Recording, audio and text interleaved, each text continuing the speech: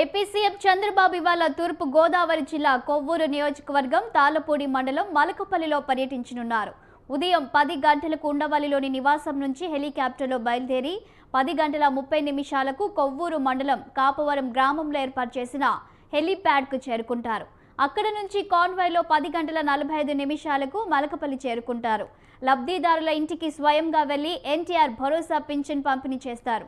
గ్రామంలో ఏర్పాటు చేసిన ప్రజా వేదికలో పాల్గొని P4 పథకం కింద నిరుపేద కుటుంబాలను దత్తత తీసుకునే వారితో మాట్లాడతారు. ఆ తర్వాత కాపవరంలో జరిగే కార్యకర్తల సమావేశంలో పాల్గొంటారు. కాపవరం నుంచి 3 గంటల 30 నిమిషాలకు రాజమండ్రి ఎయిర్పోర్టుకు చేరుకొని అక్కడ నుంచి 3 గంటల 40 నిమిషాలకు బయలుదేరి చిత్తూరు పర్యటన నిమిత్తం బెంగళూరు, అక్కడి నుంచి కుప్పం వెళ్తారు.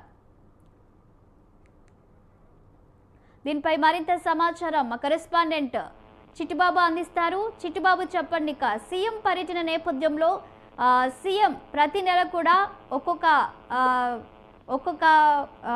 గ్రామాన్ని ఎంచుకొని ఆయన వెళ్తూ ఉన్నారు. దీనికి సంబంధించిన డీటెయిల్స్ ఏంటి?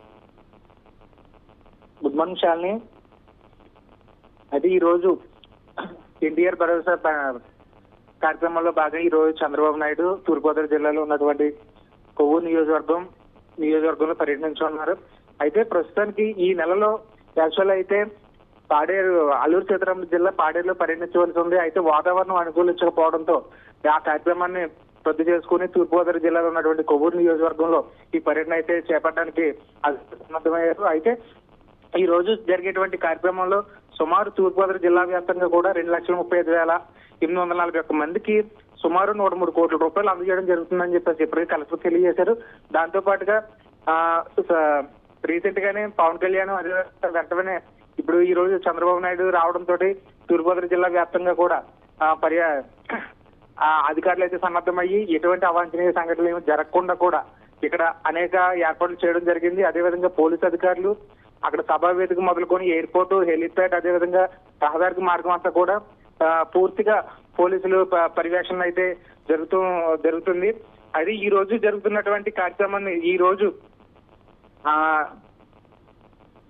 చిట్టిబాబు చూసినట్లయితే సీఎం చంద్రబాబు ఒక్కొక్క నెలలో పింఛన్ కార్యక్రమంలో ఒక్కొక్క గ్రామాన్ని ఎంచుకొని అక్కడ ఉన్నటువంటి ప్రజలతో మమేకమై మాట్లాడుతున్నారు. ఆయన ప్రజలకి ఈ పథకం ద్వారా ఏం చెప్పాలనుకుంటున్నారు, ఏం చెప్తున్నారు?